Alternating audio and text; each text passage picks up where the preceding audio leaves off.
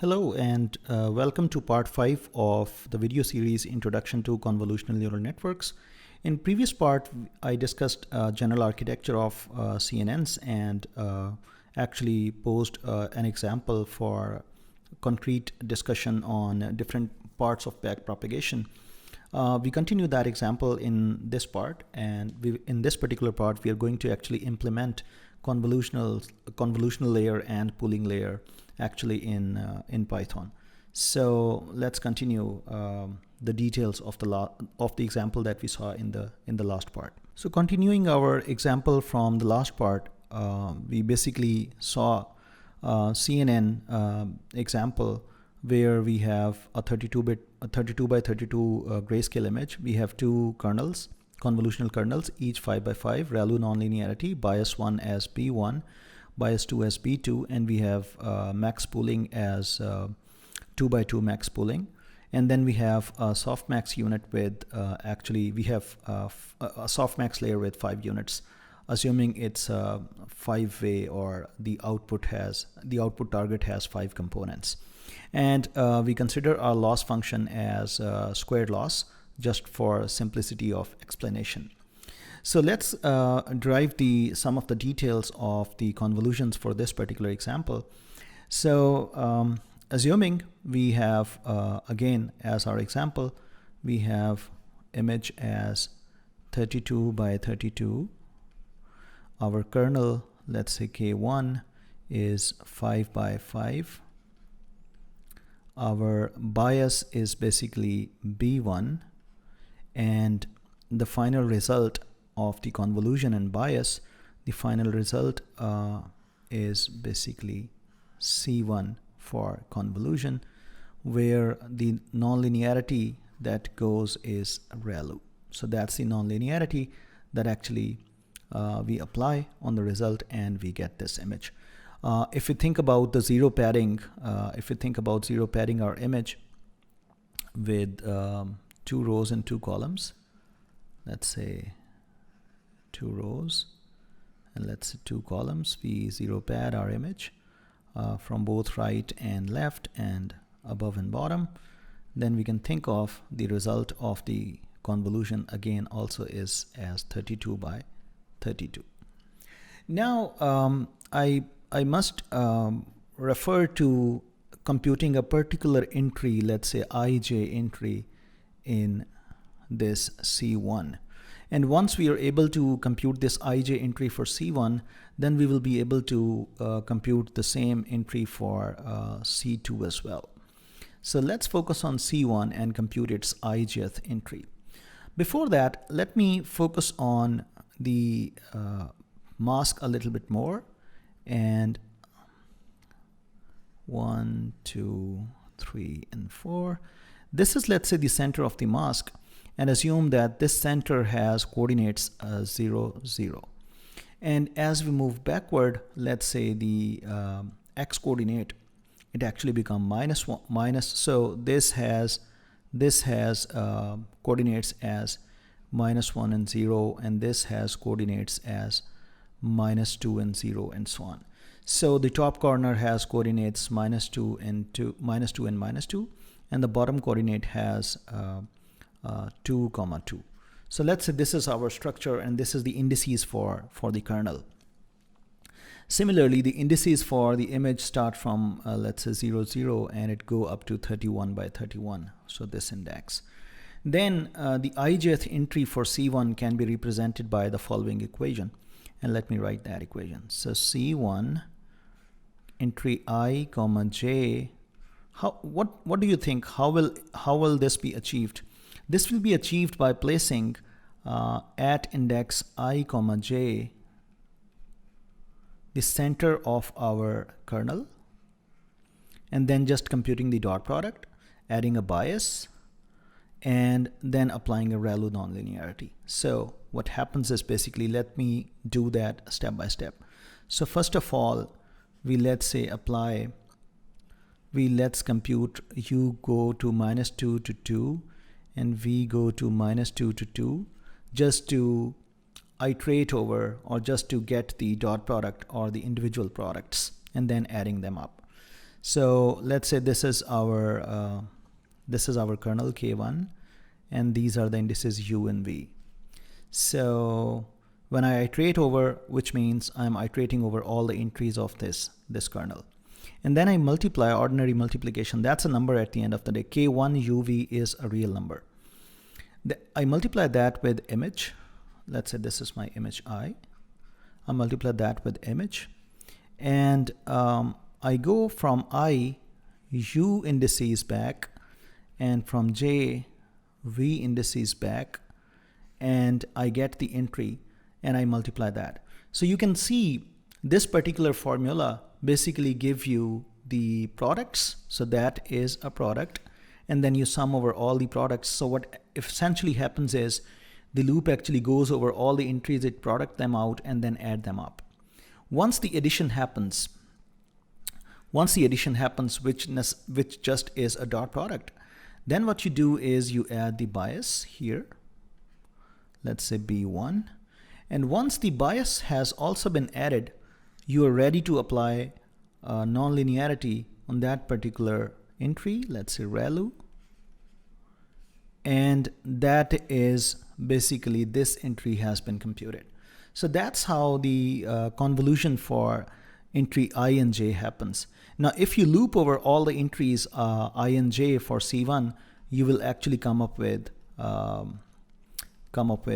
all these numbers that you really want.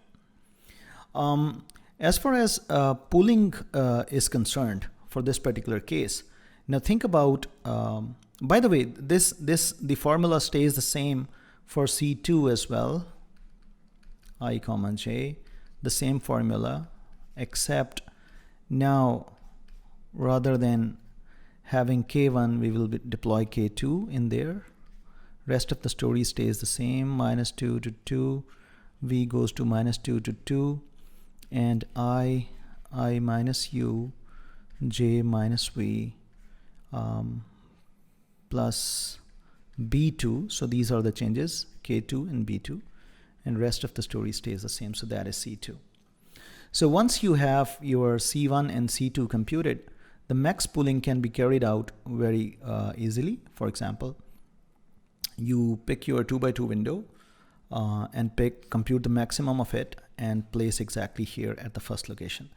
Then you pick your 2x2 window again, compute its maximum and place there. Then you pick your 2x2 window again and pick their maximum and place there. Now once this is over, then you take a stride of 2 and you pick your maximum and place there, and so on. Once this C1 image finishes, you have your S1. Similarly, you can do that, the same thing with C2. Same thing with C2, and you can have your S2 as well. That's it. So that's some of the low-level details of convolution and pooling. Let's now implement this in Python just to become more familiar with the low-level implementation. This is using nested loops. I mean, I will not be writing any efficient code.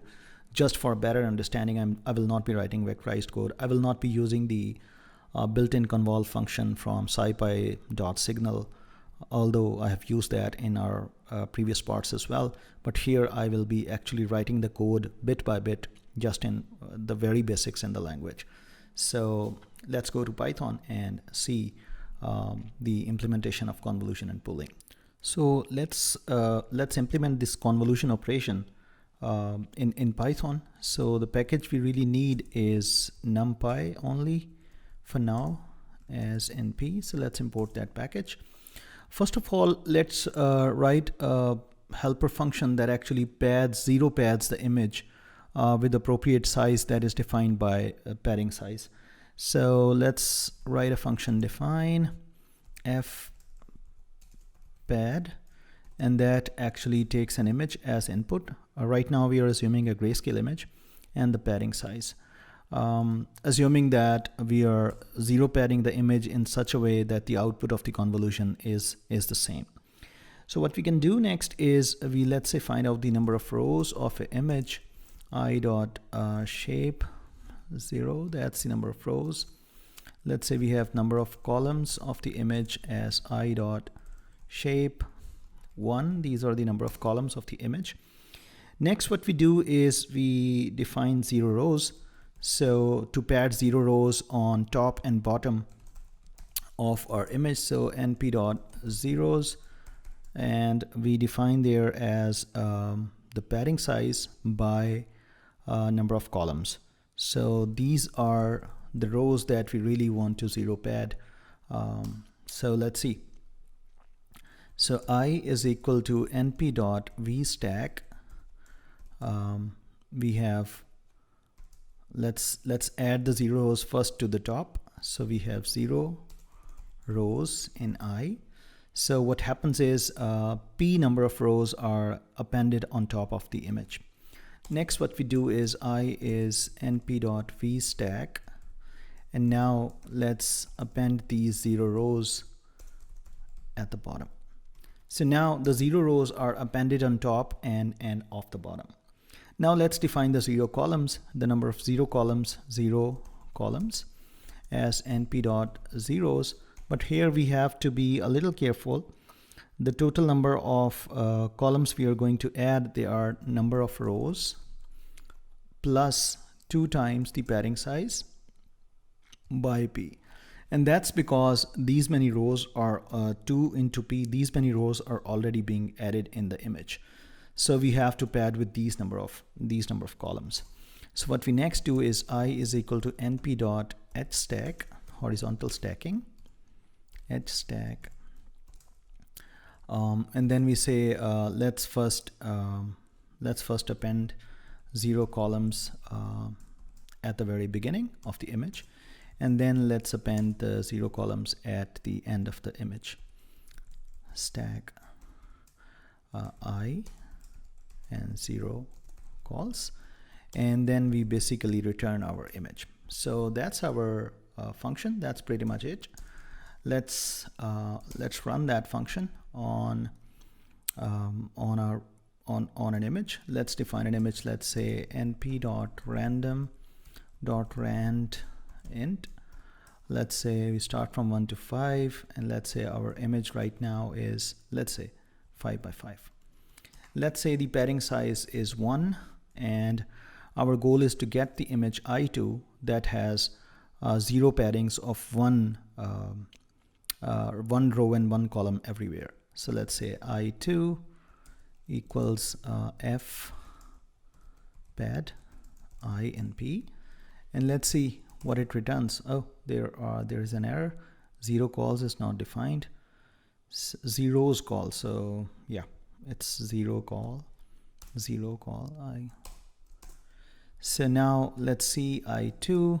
If you just see that, it basically has this 0 everywhere. So not just 0, we can have, for example, any padding. Here I have assumed the kernel size to be 3 by 3, so the padding is of 1 by 1. That function will be helpful for us for convolution, because before applying convolution, if we want 0 padding, we will call that function for 0 padding as well. Next, let's have a function for convolution. So let's define that function that actually will use padding as well. So the function for convolution, let's say define f conv2d. It takes an image, a kernel matrix or convolution matrix, and a padding size. So that these are the inputs to the image and inputs to this particular function. So let's go about computing this. So filter size, first of all, let's compute the filter size. That is k.shape 0. I'm assuming the filter is square matrix. So that's our filter size. Then we already have our padding available. So let's do a padding to our image. F underscore pad. Let's call this function pad, and we have I and p. So it will pad 0 pad the image. So this is the helper function that we are using. So that actually gives us this 0 padding everywhere. Then what we do is we basically find out the number of rows and columns of our output image. So num rows is equal to, not the output, basically the 0 pad image, shape 0, and then we have numCalls I2 dot shape 1, and then what we do basically is we define our output matrix C, which is the result of the convolution. Right now we are not applying the ReLU or adding a bias, we are just taking the output of the convolution. So that is np dot zeros, and the size of this matrix is obviously num rows minus 2 steric p, because we already have added these paddings, and num calls minus 2 steric p, because these are the paddings that are being added, so the output will be stay the same as the size of original image I. So with that, let's go to the implementation of this convolution by applying certain loops. So let's say for I in range num rows minus f size, the filter size, plus 1. So we will start with index 0 and we will reach there.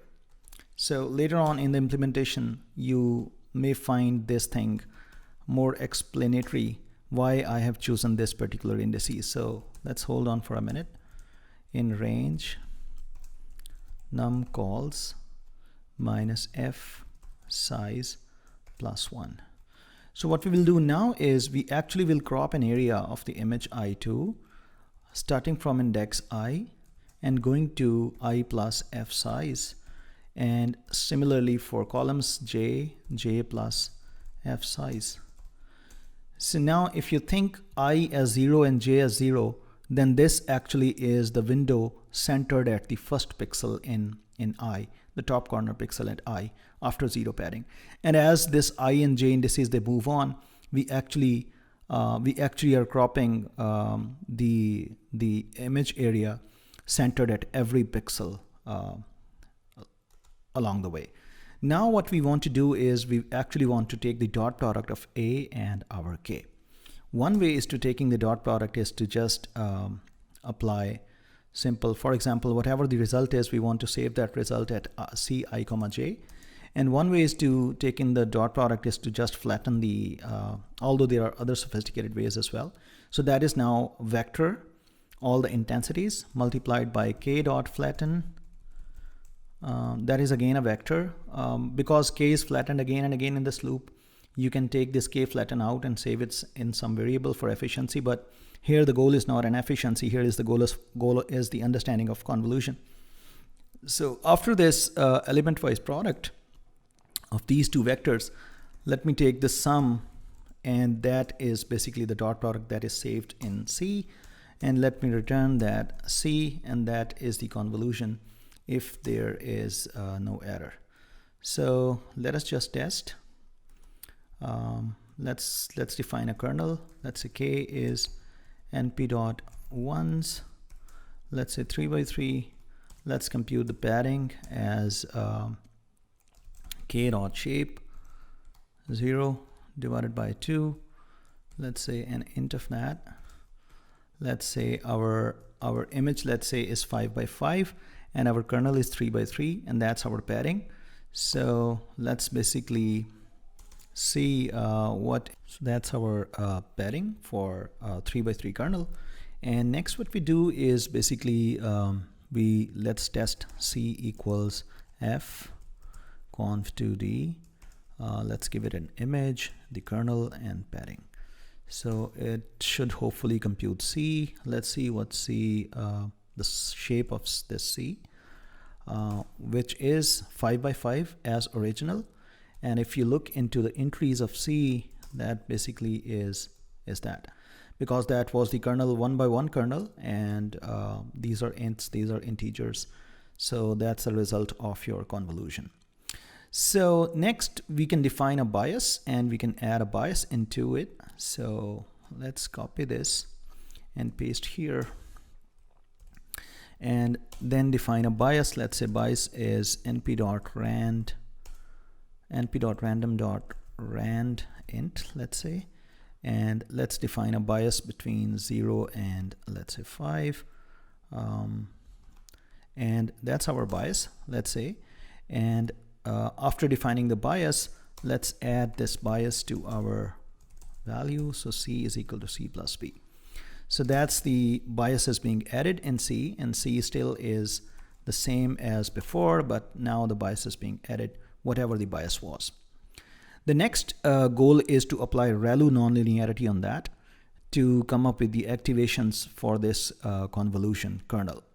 So let's write a function for ReLU here. Let's do that. Let's define a function f, define f, let's say ReLU. It takes a matrix C and apply a ReLU on that, element wise. So the implementation of ReLU is really simple. So C, where C is smaller than 0, just place 0 there and return C. That's it. That's the definition of a ReLU. This is that simple. So now after this, once we have this one, then C can be written as F ReLU, and we have this C, and these are our activations, all the activations that are below. In this particular case, there was no activation that was below 0, but in any ways, that's the implementation.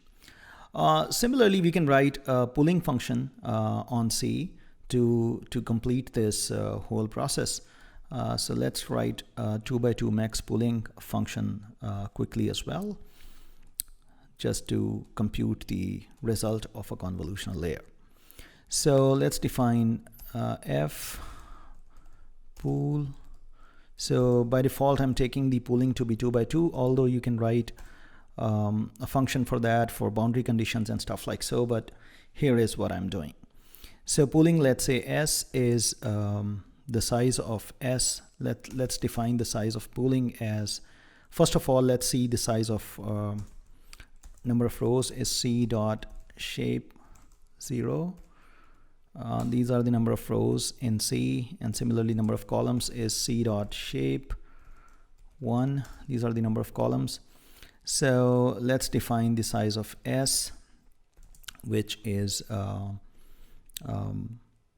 example np dot zeros for now, and let's initialize that to be r by 2. Let's int of that just in case if r is not an even number, and then we take int of c by 2. In this particular example, we will carefully choose the dimension so that this turns out to be an even number, but the generalized implementations can be done also. So that's our S. Next, what we do is let's define this. Let's define for I in range, start from 0, go till R, take a step of 2, for example, rather than 1. And then for J in range, start from 0, go to number of columns and take a step of 2. And then what you do is basically when you take a step of 2 always, you will be having, for example, the first time you will be having index 0, then 2, then 4, and all that go along. So then what you do is you basically crop that area and take the maximum. So A, for example, is C, starting from I and going to I plus 2 till there. And then you start from J and you go to J plus 2, that's the area. And then you can take the max of it, just compute the max of it, and that value, the maximum, you can just save that value at the location I by 2, comma J by 2. Again, I'm taking ints of those just in case. Although that's not necessary, but that's the basic structure of the pooling, max pooling with 2x2. Obviously, it can be extended to anything by anything, and you can implement the stride as well. But that's the basic goal for pooling. So now, once we have this C, we can apply pool on that, and let's have this 32 by 32, and let's have this filter as 5 by 5, and let's apply this pooling layer as well, and we have f underscore pool. If everything works well, we will be having the value here. If no error is there, oh, there is some error, data type is not understood, zeros, int r by 2, int c by 2. What's the problem? Oh, I guess I should not close this bracket, I guess, here. Yeah, I guess that's the problem. So let's see. Oh, again, data type not understood. Why not? Is there any problem now? Oh, there is some other error. Invalid syntax. For I in range, why this is invalid? 0. Have I finished all these brackets? No, there is a bracket problem here. Yeah, I guess this one, because that's, yeah, that's a problem, I guess, if there is no other problem. Yeah, everything is fine. So let's see, s dot shape, let's see that, and that should be 16 by 16 because our original mask was 32 by 32. Then we apply a same convolution which results a 32 by 32. Then we apply max pooling which results a 16 by 16. So that's a very naive and detailed implementation of convolution and pooling, and obviously ReLU, and that's one convolutional layer incomplete. Obviously you can have other kernels for the same image, and you can call these functions for different kernels, and you can build your output volumes as well. A note, I will not recommend you to implement convolution using these nested for loops for your production. If you're going to work on convolutional neural networks, the aim here was to basically give you the low-level details of how it works to get a better understanding of what this operation basically is. But these for loops in Python and in several other interpreted languages, they make the code very, very slow. The efficiency just deteriorates. So it is good to go for vectorized implementations or built-in implementations at the production level. But nonetheless, it is good to implement these kind of things in the beginning just to get a good idea of what is happening inside. So now that you have seen very low level and detailed implementation of convolutional layer, both in terms of 2D convolutions with same padding as well as for subsampling or max pooling, in the next part of this video, I'll be moving on and to the same example we are discussing. And I will try to build basically the back propagation algorithm, different pieces of it, and we will join them together to actually build the running back propagation at the end of the next part. So I'll be discussing some chain rules, some derivatives, and I'll be revisiting some of the formulae of these kind of different kind of, for example, computing convolution at a particular pixel and doing max pooling and stuff like that. I'll also be discussing the total number of parameters of our example network in the next part. And hopefully at the end of the next part, we will be able to actually understand how backpropagation works in convolutional neural networks. So hope to see you in the next part of this video.